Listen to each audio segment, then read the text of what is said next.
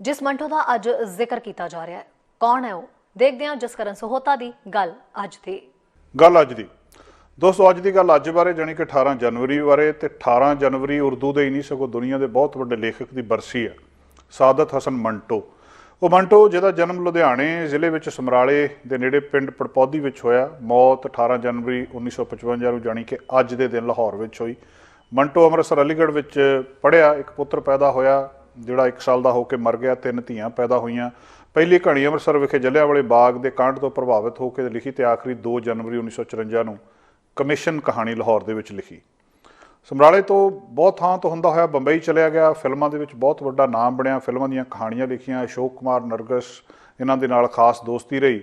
47 के उजाड़े तो बाद पाकिस्तान चला गया तो 18 जनवरी 1955 को उसकी मौत हो गई। दरअसल सादत हसन मर गया पर मंटो नहीं मरिया। जिद्दां जिद्दां समा लंघदा जा रहा मंटो होर वड्डा हुंदा जा रहा। अज यही गल कि यही जी की गल सी, यहो जी की खास गल सी मंटो दे विच कि जिहड़ा अज भी उहनूं विश्व के सब तो वड्डे लेखकों दे विच याद किया जाता। मंटो नूं अपने जीवन च कई बारी पागलखाने जाना पिया। कहा जाता सी कि मंटो पागल हो गया, उहनूं पागलखाने भेज दो। मंटो नूं कई बार जेल जाना पिया, उहदे उपर कई बार मुकदमे चले कि यह बहुत अश्लील लिख रहा। मंटो आर्थिक रूप दे विच कई बारी टुटिया, पैसे ते लेवलों बहुत तंगी चों गुजरिया। अज भावें मंटो नूं दुनिया के वड्डे लेखकों दे विच गिणिया जांदा, पर उन्हें अपने जीवन में बहुत गरीबी देखी, कई उतराव चढ़ाव देखे। फिल्म की कहानी लिखण लई उहनूं उन्हां समयां दे विच हज़ारां रुपये भी मिलते सी, ते वो समा भी आया जदों लाहौर दे विच कहानी नूं कोई 20 रुपए देण लई तैयार नहीं सी। अपनी धी की बीमारी के इलाज लई उहने कहानी 20 रुपए विच भी वेची, पर किसी ने छापी ना। कहा जाता कि मंटो कंट्रोवर्शियल आ, कहा जाता कि मंटो अश्लील लिखदा सी। अश्लीलता बारे मंटो आप कहिंदा सी कि जमाने दे जिस दौर दे विचों असीं लंघ रहे हैं, असीं गुजर रहे हैं, जे तुसीं इहदे तो वाकिफ नहीं तो मेरियां कहानियां पढ़ो। वो कहिंदा सी जे तुसीं इन्हां कहानियां नूं बर्दाश्त नहीं कर सकते तो मतलब साफ आ कि यह जमाना नाकाबिले बर्दाश्त आ। मंटो ने कहानी लिखी खोल दो, सिर्फ ये इस करके कि जिन्होंने मंटो नूं नहीं पढ़िया जान सकण कि मंटो कौन सी। खोल दो दी एक बहुत प्रसिद्ध कहानी है। 1947 च जो कुछ उस समय दे विच धर्म के ठेकेदारां ते धर्म के रखियाकां ने दूजे धर्म दीयां धीआं नाल कीता। एक व्यक्ति उहदी धी नूं फसादी चक के लै जांदे आ, उहदे नाल की कुछ हुंदा। फिर एक रेलवे लाइन के कंढे तो उहदी लाश मिलती है। लाश नहीं, वो असल च उहनूं अधमरी मिलती है। उहनूं चक के हस्पताल दे विच पहुंचा दिता जांदा। जिहड़ा उहदा बाप आ वो बाहर खड़ा, जदों उहनूं लगदा कि ये कौन आ, वो देखण जांदा, वो देखदा कि उहदी धी सकीना है। जदों स्ट्रेचर के उत्ते पई नूं वो पछाणदा आ, डॉक्टर उहनूं नब्ज़ चैक करदा, वो देखदा कि इहदे अजे साह चल रहे आ। नेरे भरिया हुमस वाला कमरा आ। डॉक्टर उहनूं व्यक्ति नूं कहिंदा कि खिड़की खोल दो। जदों वो खिड़की खोल दो कहिंदा, वो कुड़ी दे हत्थां विच हरकत आउंदी आ ते वो अपने हत्थां नाल अपनी सलवार दा नाला खोल दिंदी आ। ਉਹਦਾ बाप चीकना शुरू करता कि मेरी धी जिंदा आ, तो डॉक्टर जिहड़ा आ वो पसीने दे नाल उत्थे ही तर हो जाता, कहानी खत्म हो जाती है।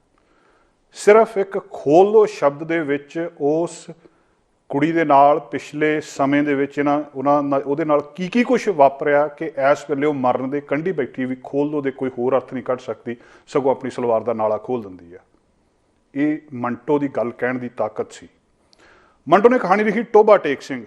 बाद में डॉक्टर आतमजीत ने उहदे रिश्तियां का की रखीए ना नाटक भी बनाया कि मुल्क वंडिया गया, एक धर्म वाले इस पासे चले जाओ, दूजे धर्म वाले इस पासे चले जाओ। पागलखाने दे विच पागल ने, उन्हां बारे फैसला नहीं हो रहा कि इन्हां दा की कीता जावे। ते पागलों नूं इह समझ नहीं आ रहा कि 2 मुल्क किदां बन गए। एक मुल्क के टोटे करके अद्धा अद्धा तो हो सकता है, 2 पूरे मुल्क किवें बन गए। उहदी कहानी विच उहदियां कहानियां इहो जिहियां, एक कहानी दे विच मर्द रोज़ अपनी तीवी कोलों वेसवागमनी कराउंदा ते रात नूं वेसवागमनी कराउंदा ते दिने घर दा काम। और एक दिन आउंदा कि जदों वो औरत सौना चाहुंदी है पर वो सौ नहीं सकती। वो एक दिन आउंदा कि जदों वो औरत मंजे ते सुत्ती पई है, तो उहदे कोल उहदा पति पिया, जिहदा सिर उहने इट्टा मार मार के फेंह दित्ता ते उत्थे मक्खियां भिणक रहीआं। एक मंटो की कहानी के पात्र सी। मंटो आप कहिंदा सी कि दिन वेले चक्की पीण वाली ते रात नूं आराम नाल सौण वाली औरत मेरी कहानी की पात्र नहीं हो सकती, सगों मेरी कहानी की पात्र तां चकले ते काम करन वाली और रंडी हो सकती है, जिहड़ी रात नूं जागदी है ते दिने सौण वेले ये डराउणा सुपना देख के तरब के उठ जाती है कि बुढ़ापा नेड़े आ रहा। ਮੰਟੋ ਦੀਆਂ ਕਹਾਣੀਆਂ ਦੇ ਪਾਤਰ ਅਮਰ ਨੇ, ਚਾਹੇ ਖੋਲ ਦੋ ਦੀ ਸਕੀਨਾ ਹੋਵੇ, ਕਾਲੀ ਸਲਵਾਰ ਦੀ ਸੁਲਤਾਨਾ, ਜਾਂ ਠੰਡਾ ਗੋਸ਼ਤ ਦੀ ਕੁਲਵੰਤ ਕੌਰ, ਜਾਂ ਫਿਰ ਹੱਦ ਤੱਕ ਦੀ ਸੁਗੰਧੀ। ਮੰਟੋ ਸਰੀਰਕ ਰੂਪ ਵਿੱਚ ਚਲਿਆ ਗਿਆ, ਸਾਦਤ ਹਸਨ ਮਰ ਗਿਆ, ਪਰ ਸਕੀਨਾ, ਸੁਲਤਾਨਾ ਜਾਂ ਹੱਦ ਤੱਕ ਦੀ ਸੁਗੰਧੀ ਨਹੀਂ ਮਰੀਆਂ। ਮੰਟੋ ਦੇ ਮਰਨ ਤੋਂ ਬਾਅਦ ਥੋੜ੍ਹਾ ਚਿਰ ਬਾਅਦ ਉਹਦਾ ਦੋਸਤ ਤੇ ਬਹੁਤ ਪ੍ਰਸਿੱਧ ਲੇਖਕ ਕ੍ਰਿਸ਼ਨ ਚੰਦਰ ਨੇ ਇੱਕ ਘਟਨਾ ਦਾ ਜ਼ਿਕਰ ਕੀਤਾ ਸੀ। ਕ੍ਰਿਸ਼ਨ ਚੰਦਰ ਤੇ ਮੰਟੋ ਦਿੱਲੀ ਦੇ ਵਿੱਚ ਵੀ ਬਹੁਤ ਸਮਾਂ ਇਕੱਠੇ ਰਹੇ ਆ। ਕ੍ਰਿਸ਼ਨ ਚੰਦਰ ਲਿਖਦਾ ਕਿ ਅਸੀਂ ਇੱਕ ਵਾਰੀ ਇੱਕ ਕੋਟ ਸਮਾ ਲਿਆ, ਪਰ ਉਹਦੀ ਵੀ ਇੱਕ ਲੰਬੀ ਕਹਾਣੀ ਹੈ, ਪਰ ਦਰਜੀ ਨੂੰ ਉਹਦੇ ਸਮਾਈ ਦੇ ਪੈਸੇ ਨਹੀਂ ਦਿੱਤੇ। ਜਦੋਂ ਪੈਸੇ ਦੇਣੇ ਸੀ ਉਹ ਪੈਸੇ ਖਤਮ ਹੋ ਗਏ, ਇੱਧਰ ਉੱਧਰ ਘੁੰਮਣ ਲੱਗ ਪਏ। ਅਤੇ ਇੱਕ ਦਿਨ ਉਹ ਦੱਸਦਾ ਕਿ ਕਸ਼ਮੀਰੀ ਗੇਟ ਦੇ ਵਿੱਚ ਉਹ ਜਾਂਦੇ ਸੀ ਅਤੇ ਮੂਹਰੇ ਉਹ ਦਰਜੀ ਆ ਗਿਆ। ਹੁਣ ਮੰਟੋ ਨੂੰ ਪਤਾ ਲੱਗ ਗਿਆ ਕਿ ਪੈਸੇ ਹੈ ਨਹੀਂ, ਇਹਦੇ ਪੈਸੇ ਦਿੱਤੇ ਨਹੀਂ, ਕੋਟ ਮੈਂ ਪਾਈ ਫਿਰਦਾ ਅਤੇ ਇਹ ਮੇਰੀ ਬੇਇੱਜ਼ਤੀ ਕਰੂਗਾ। ਕਹਿੰਦੇ ਦਰਜੀ ਨੇ ਉਹਦਾ ਗਲਮਾ ਫੜ ਲਿਆ ਅਤੇ ਉਹਨੂੰ ਪੁੱਛਦਾ, ਕਹਿੰਦਾ ਹੱਦ ਤੱਕ ਕਹਾਣੀ ਤੂੰ ਲਿਖੀ ਆ?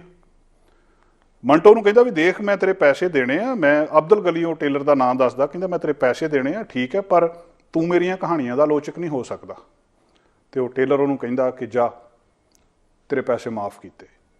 ਇਹ ਮੰਟੋ ਦੀ ਕਹਾਣੀ ਦੀ ਤਾਕਤ ਸੀ। ਅਤੇ ਇਹਦੇ ਤੋਂ ਬਾਅਦ ਦਵਿੰਦਰ ਸਤਿਆਰਥੀ ਇਸ ਗੱਲ ਨੂੰ ਇੱਕ ਕਲਪਨਾ ਦੇ ਵਿੱਚ ਪੇਸ਼ ਕਰਦਾ ਕਿ ਜਦੋਂ ਮੰਟੋ ਮਰ ਕੇ ਰੱਬ ਦੇ ਕੋਲ ਚਲਿਆ ਗਿਆ।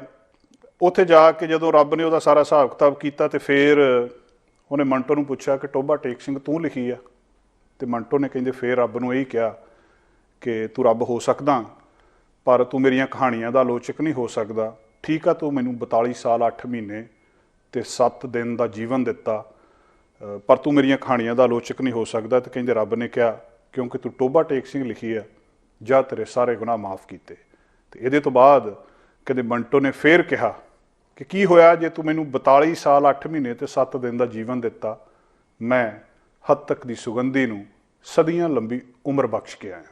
ਸਾਡਾ ਹਰ ਇੱਕ ਪ੍ਰੋਗਰਾਮ ਵੇਖਣ ਤੇ ਸਾਡੇ ਨਾਲ ਜੁੜਨ ਲਈ ਸਬਸਕ੍ਰਾਈਬ ਕਰੋ ਚੈਨਲ ਪੰਜਾਬੀ ਤੇ ਨੋਟੀਫਿਕੇਸ਼ਨ ਲਈ ਬੈਲ ਆਈਕਨ ਵਾਲੇ ਬਟਨ ਤੇ ਕਲਿੱਕ ਕਰੋ।